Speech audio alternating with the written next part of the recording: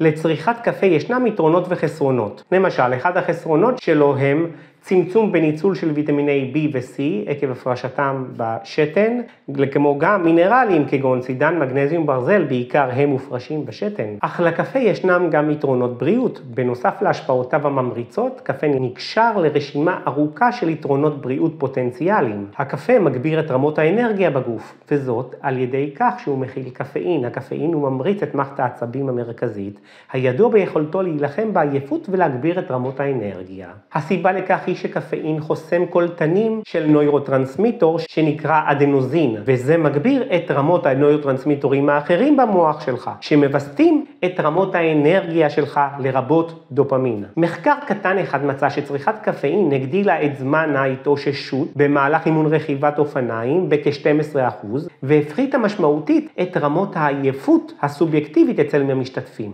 במחקר אחר מצאו ממצאים דומים ודיווחו שצריכת קופאין במהלך ולפני משחק הגולף שיפרה את הביצועים, העלתה את רמות האנרגיה הסובייקטיביות והפחיתה את תחושת העייפות. כמו גם צריכת קפה עשויה להיות קשורה לסיכון נמוך יותר לחלות בסוכרת סוג 2. מחקרים מסוימים מצביעים על כך שצריכת קפה באופן קבוע עשויה להיות קשורה לירידה בסיכון להתפתחות סוכרת מסוג 2 בטווח הארוך. ולמעשה סקירה אחת של 30 מחקרים מצאה שכל כוס קפה שצרכו אנשים ביום קשורה לסיכון נמוך יותר ב6% לפתח סוכרת מסוג 2. סביר להניח שזה נובע מהיכולת של הקפה לשמור על תפקוד תאי בטא בלבלב שלכם, שאחראים על ייצור האינסולין כדי לבסט את רמות הסוכר בדם. בנוסף, יש לציין שהקפה הוא עשיר בנוגדי חמצון, הוא עשוי להשפיע על הרגישות לאינסולין ועל תגובות דלקתיות ומטאבוליזם, כולם מעורבים בהתפתחות סוכרת מסוג 2.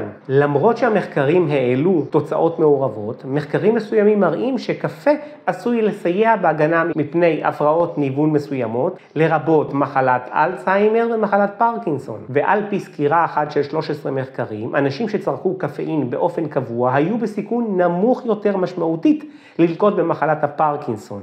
יתרה מכך, צריכת קפאין גם האטה את ההתקדמות של מחלת הפרקינסון לאורך הזמן. סקירה נוספת של 11 מחקרים תצפייתיים ביותר מ-29,000 אנשים מצאה שככל שהאנשים צרכו יותר קפה, כך הסיכוי שלהם להתפתחות של אלצהיימר ירדה.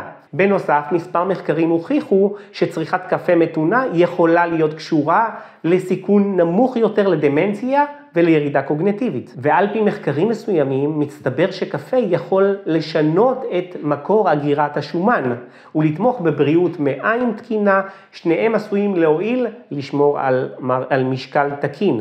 ותן לדוגמה 12 מחקרים שהגיעו למסקנה שלמעשה צריכת קפה גבוהה יותר יכולה להיות קשורה לירידה בשומן בגוף, במיוחד אצל גברים. מחקר אחר מצא שצריכת קפה מוגברת הייתה קשורה לירידה במשקל בקרב נשים. יתרה מכך, מחקר אחר מצא שאנשים ששתו כוס קפה אחת ביום עד 2 בממוצע ביום, היו בסיכון גבוה יותר ב-17% לעמוד ברמות הפעילות הגופנית המומלצת, בהשוואה לאלו ששתו פחות מכוס אחת ביום. רמות גבוהות יותר של פעילות גופנית יכולות לעזור כמובן לשמור על משקל תקין.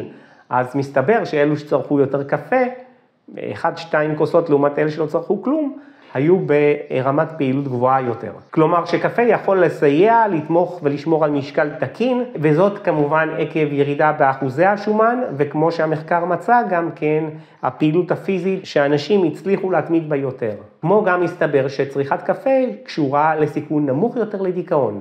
מספר מחקרים מצאו ששתיית קפה יכולה להיות קשורה לסיכון נמוך יותר לדיכאון. ועל פי סקירה אחת של 7 מחקרים, כל כוס קפה שצרכו אנשים ביום נקשרה לסיכון נמוך יותר ב8% לדיכאון. ומחקר אחר מצא ששתיית קפה לפחות 4 כוסות קפה בכל יום הייתה קשורה לסיכון נמוך יותר משמעותית לדיכאון בהשוואה לאלו ששתו כוס אחת בלבד ביום. יתרה מכך, מחקר אחר מבין יותר מ-200,000 אנשים הראה שאלו ששתו קפה היה להם סיכון נמוך יותר למות בהתאבדות. וכמובן, זה היה בקצרה על כמה מחקרים שככה רשמתי לי פה בנקודות. אז אם כמובן יש לכם שאלות, אתם מוזמנים לשאול אותי כאן בתגובות למטה ובשמחה אשיב לכם.